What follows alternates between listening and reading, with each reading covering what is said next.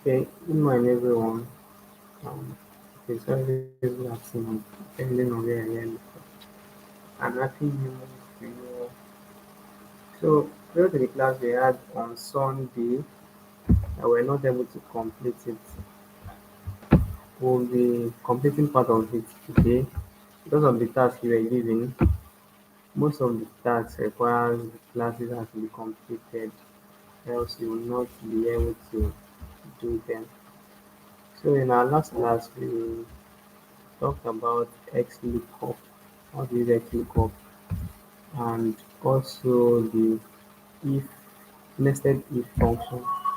So in today's class, we'll be handling some if, count if, average if, round array, and also we'll be treating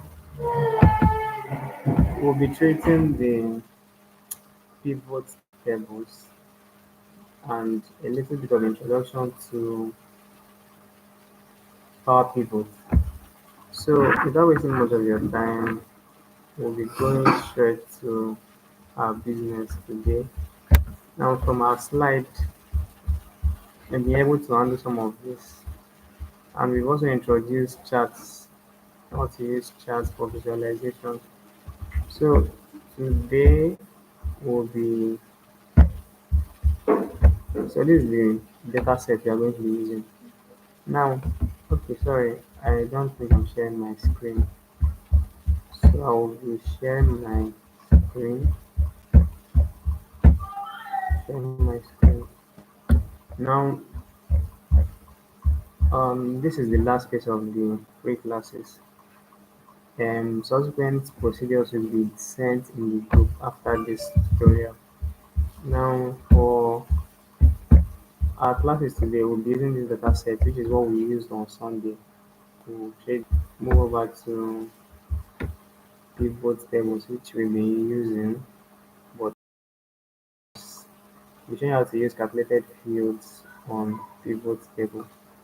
So for our count if function, let's say you were told to get the number of basketball players data set. You are told to get the number of basketball players from this data set. So we use the COUNTIF function to get the number COUNTIF. Now this is our range. From what we were given here, we are to select the range, and this is our range of cell data. We drag down, click on enter, not necessary. Then for the criteria, our criteria is basketball. So you select basketball, close your brackets, and that's it. So the number of basketball players here is 18. Now if you are to drag down, it will also affect for others. Now for this one, it is for you to get the number of tennis ball players. For our tennis ball players, we won't go back to writing the formulas. You just simply drag down and it provides the number for you. So same thing almost applies for some if, but in the case of some if is used for adding up numbers. It is used for number values. So for example, you are told to calculate the total T14 pay for each basketball player, or all basketball players, their T14 pay using the data set provided.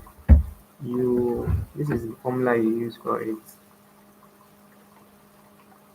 Some if. Now the range of cells is this.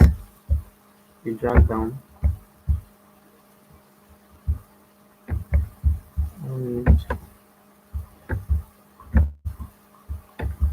the criteria, sorry, excuse me, a range of cells is actually the value you're expected to look out for, which is these basketball players, which is this. Now the criteria is basketball, and where are we adding up from? we are adding up from this 214 pay. So you go and select this and drag down, which is B12 to B35. So when we click on enter, our result is provided 526.9. Now for the tennis ball players, you can also drag down and it applies. So what simply happened here was it helped us to check the list we have and selected just basketball players. Now the criteria we are using is this. After the criteria, the next we are using is now the amount to be summed, which is the 240 pay.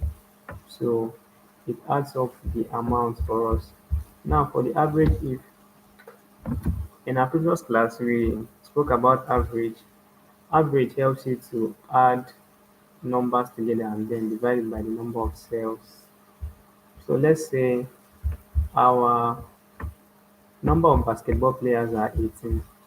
So if we are to sum up their 214 pay and divide it, it will be divided by 18, which are the number of basketball players. So to use the average if function, the average if function, our range is the basketball, the sport, sorry, the drag down. Now for our criteria, we select basketball and our average range will be the 214 pay. The 214 pay. So you drag down, click on enter, and it gets the number for you, 29.2722. Now the whole essence of using if functions and logical statements is in a situation probably you want to get the exact figures for a unique value. Hence we just want only basketball players. We use if functions for it. In our previous class we learned how you can use the nested if function to profile true and false statements for your data. Let's say, I think the tutorial link was sent in the group. So you can use this to assign, probably you're completing a result and a user who has a result above 70 should get an A. Now somebody within the range of 60 to 69 is a B, and 50 to 59 is a C, and anything less than 50 is an F. So we use the nested if for that, which I believe the link has been sent to the group for those of us that are actually watching it. Now for the round array, let's say you want to generate random numbers. That is majorly for programming, but you can also use it here in Excel. You want to generate random numbers. Now for the random numbers, it can be within 1 to 1000 or more. So we use the round array to perform this function. You can use equal to round array. Now, how many number of rows do you want to use? Let's say I want the number of rows to be 100, comma, number of columns. I just want one column to be filled. Then the minimum value should be 1. My minimum value should be 1. You can also use a decimal number, which is 0.1 or thereabout. Now the maximum value should be, let me use 500. Now for, do you want it to provide you with decimal numbers or just integers? So in this case, I just want integers. So you click on true, close your bracket and click on enter. So this is what round array does. It helps you to provide random numbers within 1 to 500. If you notice, none of these numbers are above 500. So I believe this particular class will help you to perform the task properly. So now we'll be moving over to our pivot table, how you can use pivot table and calculated fields on pivot table. So we'll use this data set for it. Let's use this. I think this is the data set you were given to work on, but we'll just use it for the sake of God. So now I'm going to insert pivot table in a new worksheet. Now I want to compute the artist and the total sales they were able to generate. So for our artists, we will drag down to the rows. Now for our total sales, we can drag our total sales here.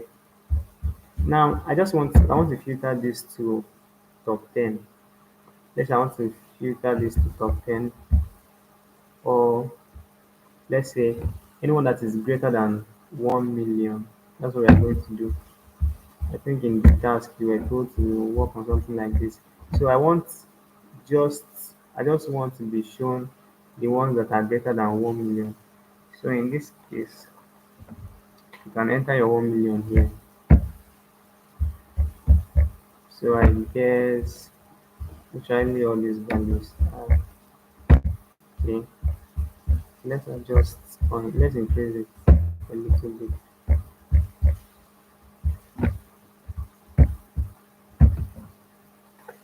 1.2.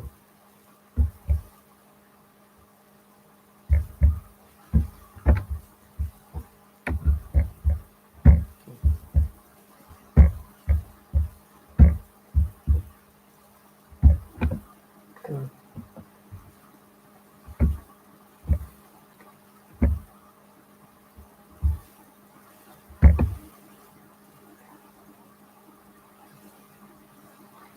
So let's increase it to 10.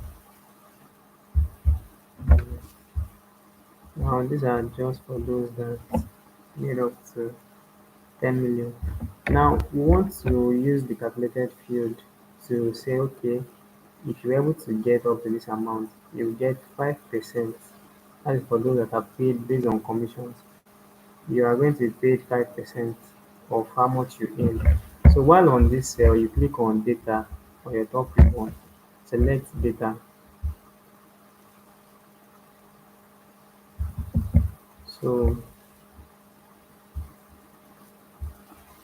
hold on.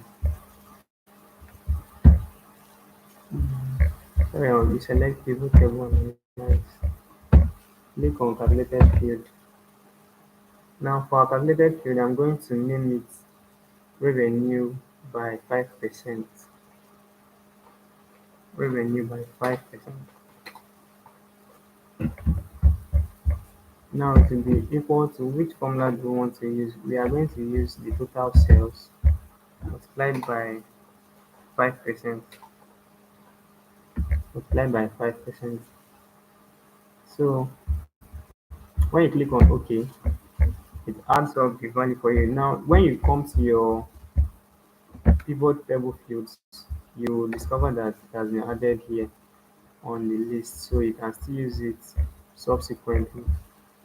Now I want to also sort these things out again to probably top 10, which we've used before now. Let's just say top 5. Top 5. So I want to use charts. I want to insert a chart or a pivot chart to this. So we can use this one, the column chart. Select this, click on OK, click on OK. So literally, if in a subsequent class we learn how to create dashboards and how you can link more than one chart together for visualization purposes. Let's say you want to view other charts, probably these are just for artists. We want to view the ones for um, the type of music they played and the months they were released, the years.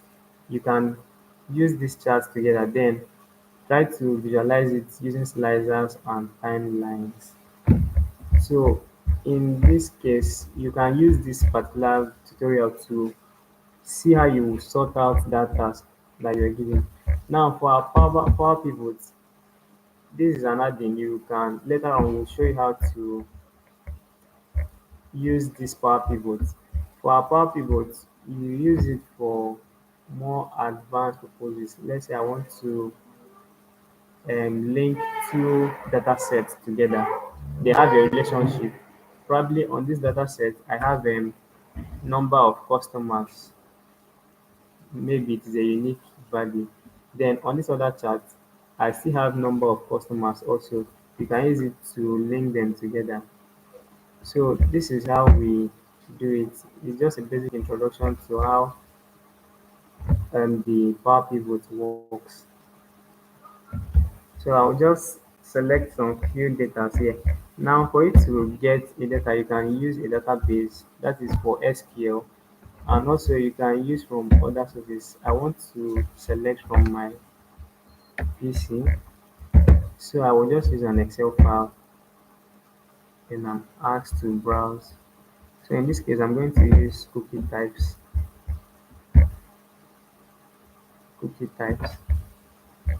So you can finish and close.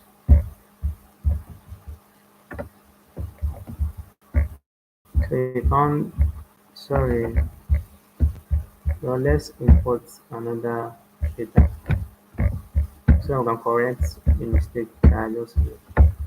So now I want to select customers.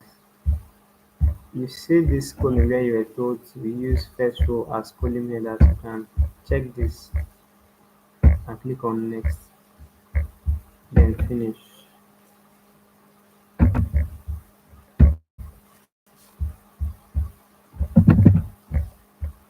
So you can close. Here you can see the cookie types. Let me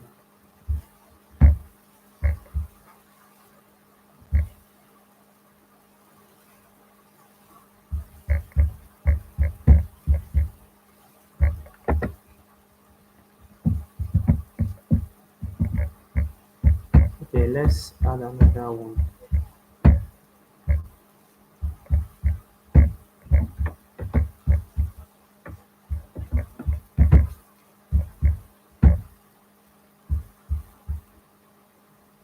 We are going to use others. Using first row as our column headers. Click on next, and then you can select all and then finish.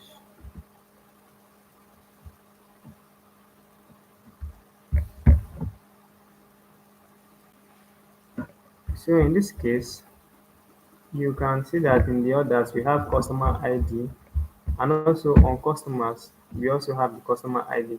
So there's the relationship between the both of them.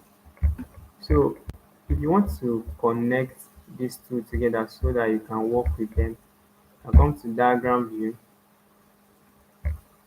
When you come to diagram view, you will see this. You can link these two together. You can link them together. So this is one to many relationship. Now it's the essence of Power Pivot is you want to collect data from this other data set and work with it on something else. So it tends to link the relationships together. So that is the use of Power Pivot.